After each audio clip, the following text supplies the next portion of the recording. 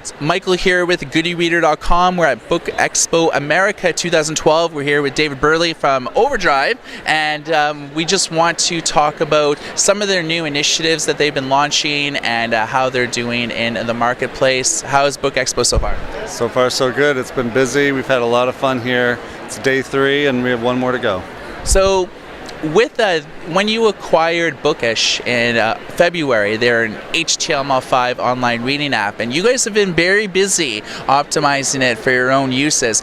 You first unveiled it, I think, about a few weeks ago. What can you tell us about that app and when we could expect to see it on the market, and why initially you decided to go in that direction? Sure. Well, browser-based e-readers are very important to the market for the markets that we serve, including public libraries, school libraries, retail customers as well. It's instant access. It's no software download, no software to install, no downloads to sit on the hard drive. It's just a lot of better user experience for the users. So we've been working on it to roll it out to our library and school partners. We're very excited. Probably later this summer, we're expecting to have at least the first version to roll out and to initiate browser-based reading in the public library.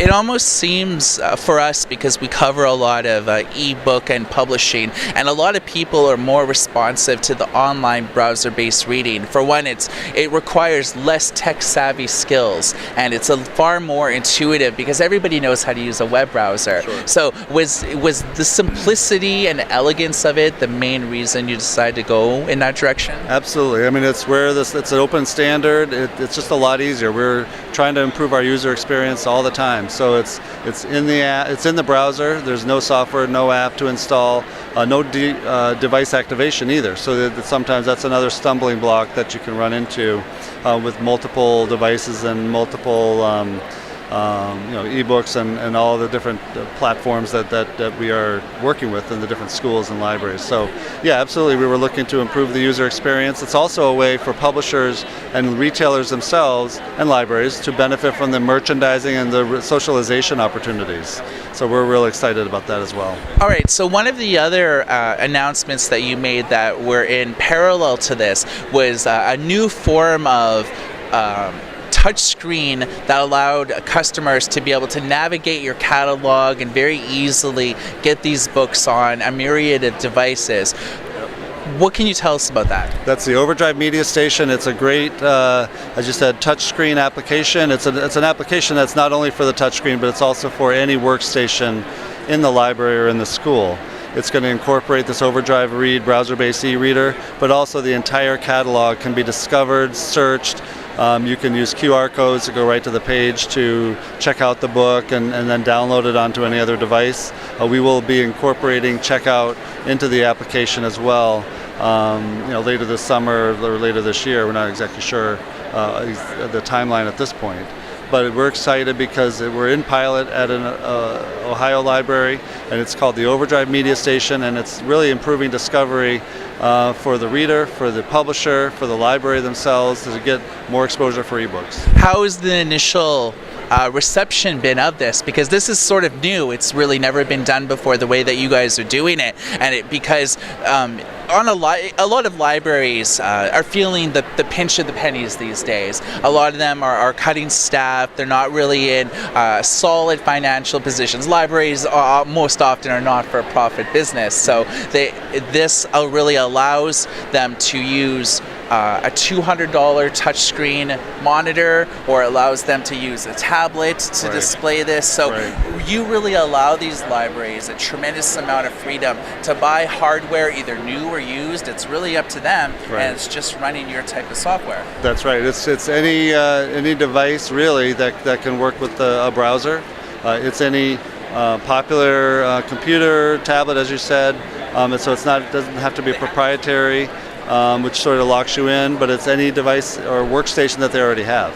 So Overdrive has been making inroads to expand into a lot of markets. You've been in the US for a long time, you've moved to Canada, you've moved to the UK, and now Australia. What other type of markets are you currently in, or what type of countries are you in right now? Yeah, we're in about 20 countries around the world, mostly our inroads have been through the English-speaking libraries, the American schools or the international schools in those countries, the public libraries or other libraries, the National Library of Singapore, for example. We're in Malaysia, we're in, you name it. We're pretty much in some of the more Western style countries that are interested in ebooks in general. Obviously, we have a very large English language catalog of ebooks, audiobooks, music and video, but also we're adding, we're up to about 52 languages now, and we have a lot of content in Russian and Chinese and Spanish and French and German and all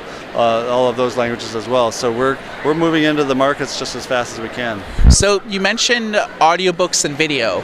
Now, those are two types of the media that's really only exclusive to your company in the facilitation of libraries being able to lend this sort of stuff up.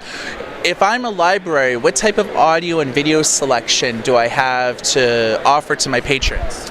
We have all kinds of, especially in the video side, we have children's and instructional and documentary and feature films and TV shows and music concerts and the foreign language types of things. It's just really a good gamut. It's not a lot of the first run types of feature films that you might want and that libraries often have in DVD format, but these are a lot of other types of videos that are instructional and helpful and great for the kids. So pretty well, one of the advantages with Overdrive is that it allows libraries and schools, big and small, to be able to carry digital content, because you guys pretty well can work with any type of budget for libraries to be able to carry ebooks, audiobooks, videos, and then some.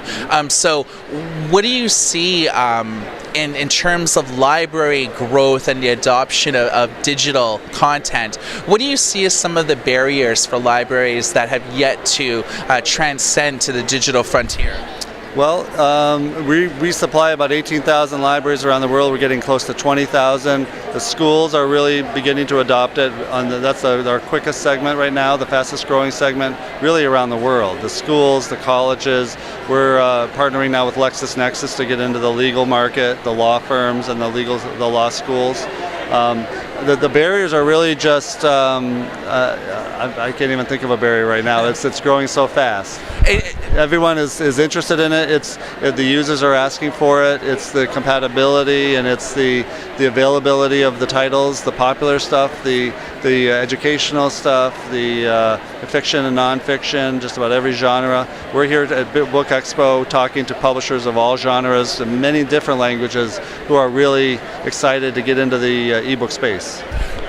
In terms of what you said about publishing and partners, there's been some notable resistance on some of the bigger publishers' front on committing themselves to libraries in general, not just with your company but everywhere. How do you see some of the resistance from the big publishers committing to the library platform? Because really, books have been available in libraries to be lent out for hundreds of years, and I follow digital books for a living, so I know a thing or two about it, and I don't really see a large distinction between a tangible book and a digital book. Why do you think that some publishers are so resistive or have yet to even jump into the digital frontier for books? Yeah, it's a dynamic time, and we work for the publisher, we work for the libraries and the schools, and so we've been advocating for the broadest terms and the broadest availability, compatibility for everybody. So we want everyone to win. We really have,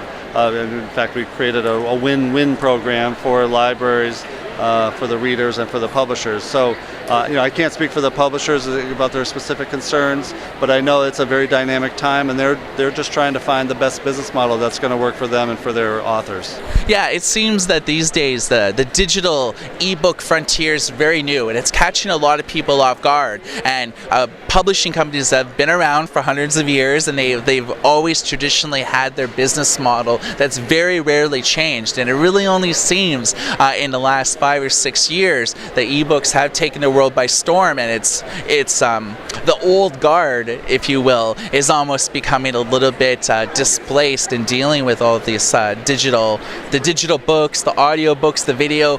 Famously, it caught the music industry off guard with the transition of digital. So hopefully, with ebooks in general, we will see more libraries, more schools, and more institutions adopting Overdrive. And again, they really work with any type of budget. So if you're looking to get your school, your library hooked up with it, really just keep on requesting that you get some digital lending happening. And again, it's not just restricted to e-readers, but you can read Overdrive e-books on e-readers, tablets, iPads, Windows desktops, really you name it. Compatible with the Kindle in the United States.